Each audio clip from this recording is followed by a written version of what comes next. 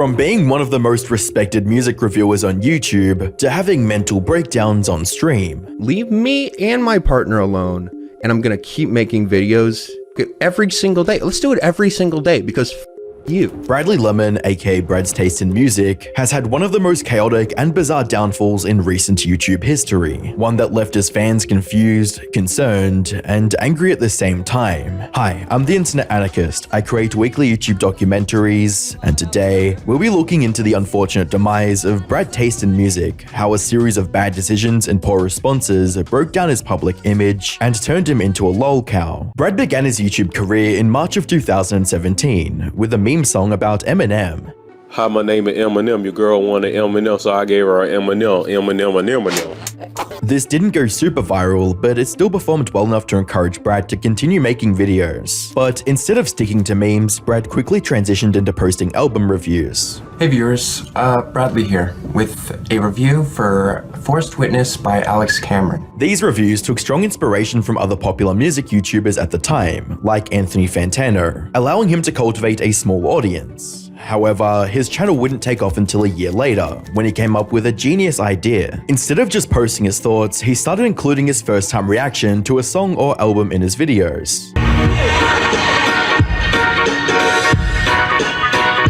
Like, I just felt like I just zapped through a portal. That was awesome. His viewers found this new format to be a lot more engaging than the plain reviews. And then, in April of 2018, Brad's channel saw its first viral video. His reaction to the Black Parade album, My Chemical Romance, became incredibly popular, racking up hundreds of thousands of views. By 2019, he had gained over 40,000 subscribers, and this number increased to over 100,000 subscribers just 2 years later. During this time, he also started taking YouTube a lot more seriously and even dropped out of college to pursue his online career. And to further expand and monetize his content, he started live streaming as well. This was a great move, as these streams quickly became the biggest source of income for his channel. Looking back, however, it's obvious that these streams were also the beginning of his eventual downfall. You see, live streams allowed viewers to request reviews of certain albums, but instead of just fulfilling these demands, Brad came up with a clever monetization scheme. Put simply, viewers had to donate up to $400 for Brad to consider their request. This, combined with the earnings from his regular videos, meant that Brad was raking in huge amounts every month, and that's where everything started going downhill. As time went on, viewers started noticing some odd behavior from Brad. He was streaming almost every day, being his usual self, but something felt off about his demeanor. The truth came out in January of 2022, when Brad uploaded a video titled, "I've been turning around my life." In this video, Brad came clean about his severe weed addiction and how sitting in front of a computer all day was ruining his mental health. I had a bad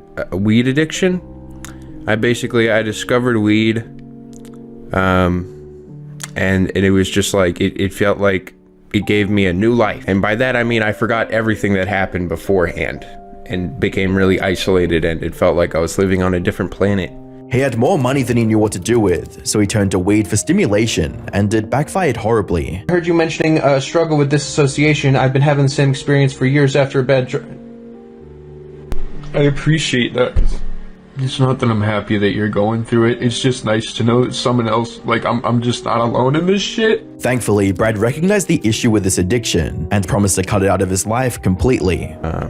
Right now, I'm about 5 months clean, which is awesome. But even though I'm 5 months clean, still think about it every day.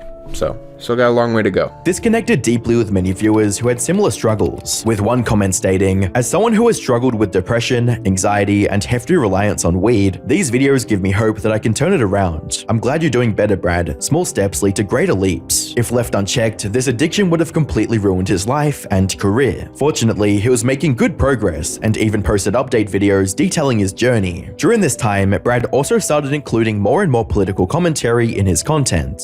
Now, I take blame for this. I've made content that's very much encouraged people to say some stupid shit like, you know, Japanese music showing up as anime music, or reggaeton is all copy and paste garbage.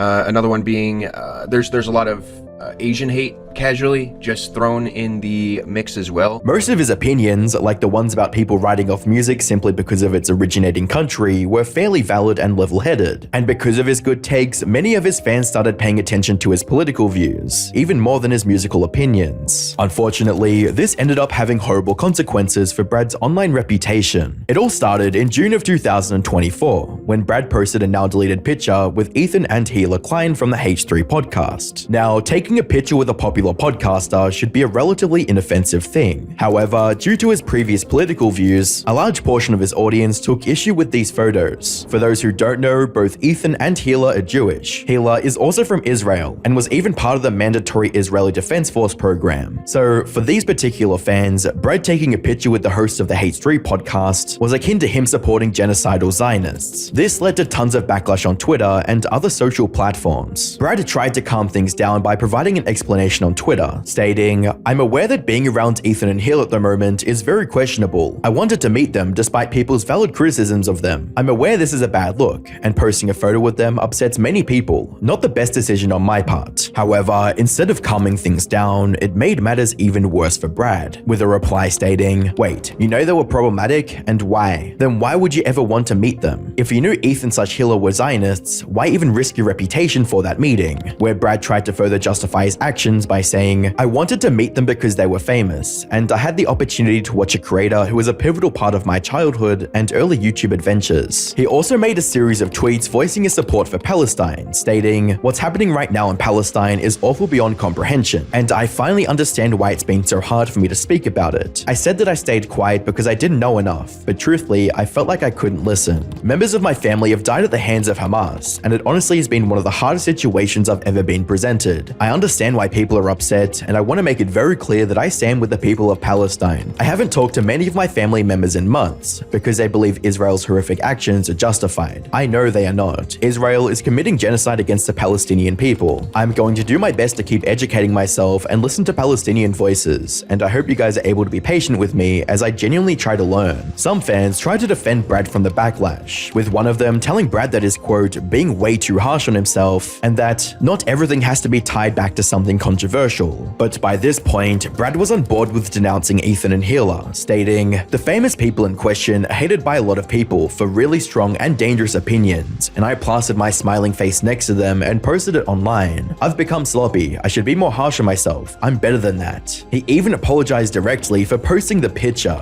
with a tweet reading, "This image made a statement that I did not intend. I'd like to apologize for people who were hurt or upset by this." Brad likely thought that completely backtracking and throwing Ethan and Gila under the bus would end the controversy. However, things were about to get a whole lot worse. This is because Ethan would respond on his Instagram, where he called out Brad for declaring him to be a genocidal Zionist without doing any research on his actual views regarding the Israel-Palestine situation. This divided the internet even further, with one group supporting Brad's decision to go against the H3 podcast hosts, and the other criticizing him for not having a concrete stance on the matter, and this was starting to destroy Brad's mental health, leading to a breakdown on Instagram, reading, "I genuinely don't understand how anyone is supposed to handle the amount of noise that comes from having any opinion. I think I've seen every single side of this situation be mad at me for a different reason. I'm either doing too much or not doing enough, and trying to make everyone happy is killing me." Unfortunately for Brad, this was only the beginning of his troubles. In July 2024, Brad would make another massive mistake when he promoted a small content creator by the name of Rose Malay on his community tab, with a post reading, "Rose is a creator who I've known for a long time, and they are making huge improvements as a content creator and a person as of recently, and it's worth watching their work. They recently made a fantastic video listening to tons of bad music, and now they have a sample video in the same style. It's fantastic, and clearly a ton of work was placed into it." On the surface, her channel looked relatively harmless. However, a single look at her previous Twitter posts tells a completely different story, with horrendous takes like, "Consent is stupid.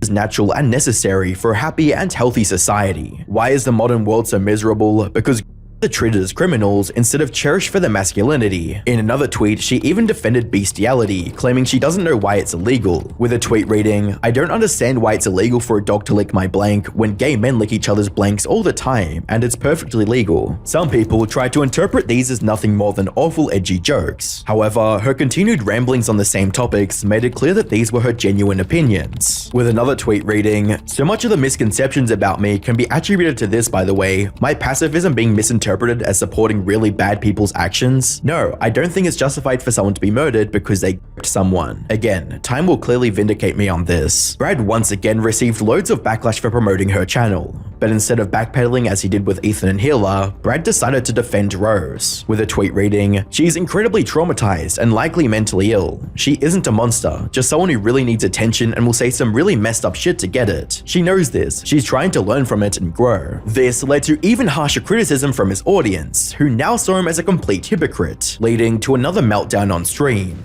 It's like every day is hard, and I have to just cope with the new way that my brain works.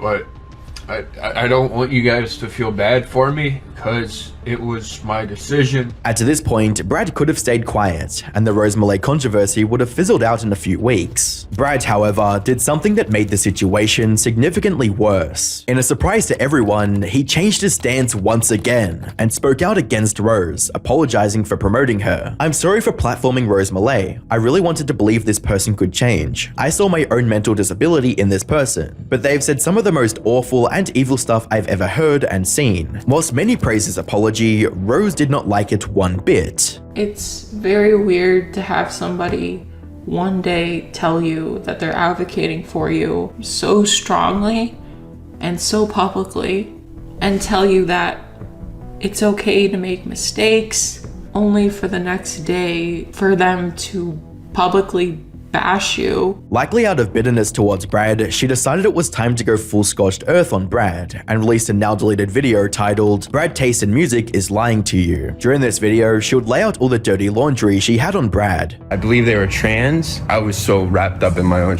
that I was just like, I don't care about your gender. Hey, you're I was transphobic at 17. I liked Trump at 17. Rose remembers. I can tell you for sure that I've said the N-word, but you guys already knew this. Come on. Oh my God, I know, it's terrible. You guys are acting like you've never said something you weren't supposed to say before. Come on. This also included evidence of Brad lying about things to save face in front of his audience. Brad claimed on both his Twitter and his community tab that he was not aware of my rape comments. That is a blatant lie. Here is a tweet from May of 2018 where he very clearly is responding to one of my comments about rape. And here is a second tweet where he is very clearly responding to one of my comments about rape. Those tweets are both still up. So for him to say that he had no idea is just a blatant lie. She also revealed screenshots of him telling Rose that he doesn't care about what she posts, reading, "Nah, just be you. I don't care what you post. No one is even that petty about me following you. Those people before were just really toxic about it." Where Rose ended the video with a striking reveal about Brad's true personality. My issue is that he is a hypocrite. What he believes privately is often very different from what he believes publicly. And he's even said in the past, the only real difference between me and him is that I say what I believe openly, whereas he is much more careful about his public image and often doesn't reveal his true belief. By this point, Brad had lost the trust of the majority of his audience, and his career was at rock bottom. Or at least, everyone thought it was rock bottom, because things got even worse with accusations of theft.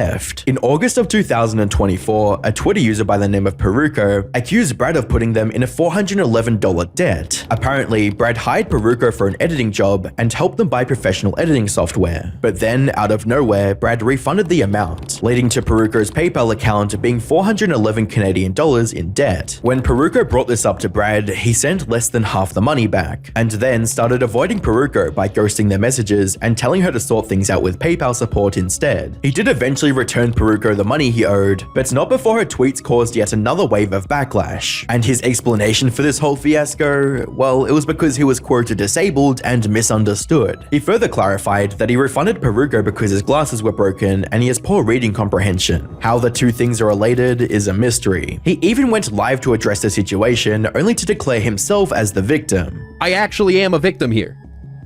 That's the crazy part. This is like the first time where I'm saying, hey, I'm actually being like horrifically mistreated online. I am actually being hurt by someone, like maliciously. After experiencing 3 major controversies, one after the other, Brad's mental health began spiraling out of control. A few days later, he went on stream, claiming that he was in a dire financial situation and needed his fans to donate $10,000. I'm gonna ask help from you guys.